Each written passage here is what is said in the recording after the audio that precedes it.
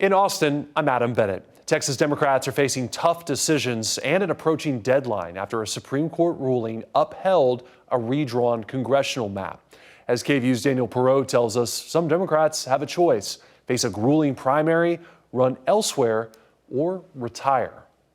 After weeks of ping-ponging, being out, then back in on running for re-election, longtime Austin Congressman Lloyd Doggett is officially retiring, avoiding being pitted against fellow Austin Democrat Greg Casar. I concluded the best interest of Austin were for me to step aside rather than have a huge battle. In a statement Friday, Congressman Doggett said he will continue working with the same urgency and determination as if next year were my last, which it will be in public office. Congressman Casar posting this photo on social media Friday of him filing to run in District 37. Democrat John Lira is running in the newly redrawn 35th Congressional District. We're going forward full steam ahead at this point. He's been waiting for clarity from the courts to officially file to run. After the Supreme Court cleared the way for Texas to use the new map, he says he now plans to file on Sunday, ahead of Monday's deadline. We're ready to hit the precincts. We're ready to get out, send people out to the doors and start connecting. The new map aims to create up to 5 more Republican seats in Congress. Longtime Houston Congressman Al Green plans to run for re-election in the 18th District, which has been vacant since Sylvester Turner's death back in March. The president's not going to run me out of office. That won't happen. A runoff election involving 2 other candidates to fill that seat is set for the end of January, a month before the March primary, which all 3 have filed for. You could have been 25 years old, and the bell tolled. The governor wasn't going to treat the timeline any differently. And then there's North Texas, where 3 Democrats, Julie Johnson, Mark Vesey, and Jasmine Crockett, could be looking at 2 seats. Johnson's 32nd congressional district was stretched into East Texas, making it more friendly to Republicans. Crockett's 30th district contains part of her old district and a piece of Tarrant County. And the 33rd district is now based entirely in Dallas County. Vesey will likely run in the 30th district, and Johnson says she'll run in the 33rd district. Crockett says she's considering running for Senate. If she does, it clears the way for both Vesey and Johnson. But if she opts not to, it could set up a messy primary, forcing someone to retire or run in a less friendly district. Daniel Perot, KVUE News, Austin. And while the U.S. Supreme Court is allowing the state to use the new map for now, Texas Democrats plan to go back to the high court for a full appeal to fight it. Today is the last day candidates can file to run in the primary election. Waymo is issuing a software recall. This comes just days after KVUE's Malia Masamoto reported growing concerns about Waymo vehicles passing stopped Austin ISD school buses. AISD officials say that's led to about 20 citations against Waymo since the start of the school year.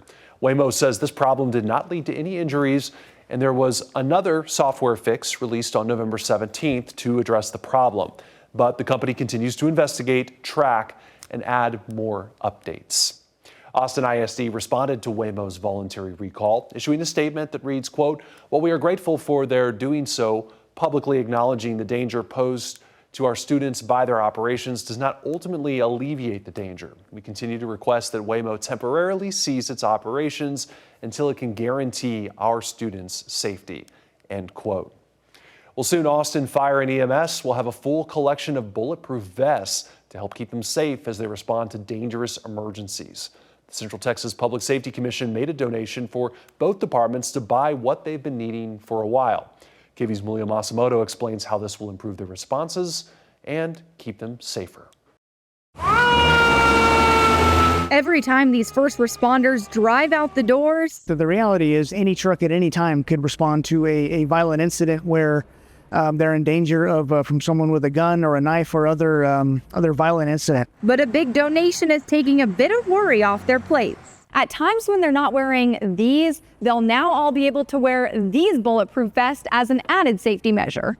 It's got 2 steel plates in the front and the back, and these steel plates are designed to stop pistol rounds. They'll stop most rifle rounds. The Central Texas Public Safety Commission donated enough money for AFD to purchase about 200 of these vests, enough for every first responder on each truck to have one. It's unfortunate that we have to have it as firefighters, but as the fire department, Austin Fire, We respond to fires, but we respond to everything else. Mark Bridges, a division chief for AFD, says a lot of times fire is the first agency on scene. But if there's a shooting incident that hasn't been cleared by APD yet, they can be in a tough position, having to put themselves in more danger while trying to help others. This piece of equipment now helps them better make that decision when they are, should they happen to respond first on one of these calls. The commission also made a donation to EMS, who were able to purchase about 85 vests. With growing cities come growing pains, and so, unfortunately we've seen increases in assaults, gun violence, and, for those reasons, that's where we've had to step up our level of protection. And these new vests are helpful in more ways than one. Not only is it the physical act of putting this on, but it's just it's the psychological as well. We're going to be helping regardless, but now that we have this equipment, that just knowing that it keeps our people safer, it makes everything a little better. In Austin, Malia Masamoto, KVUE News. In a statement, the chief operating officer of the Public Safety Commission said, quote, "Our first responders put themselves in harm's way every day to protect and care for our community. These vests are a tangible way for the commission to support our first responders' safety and show our deep appreciation for their service," end quote. Well, it could soon be easier for some Texans to get medical marijuana. DPS has granted 9 new businesses conditional cannabis dispensary licenses. Now, the department will dig deeper into each company's background before giving that final approval and letting them start sales.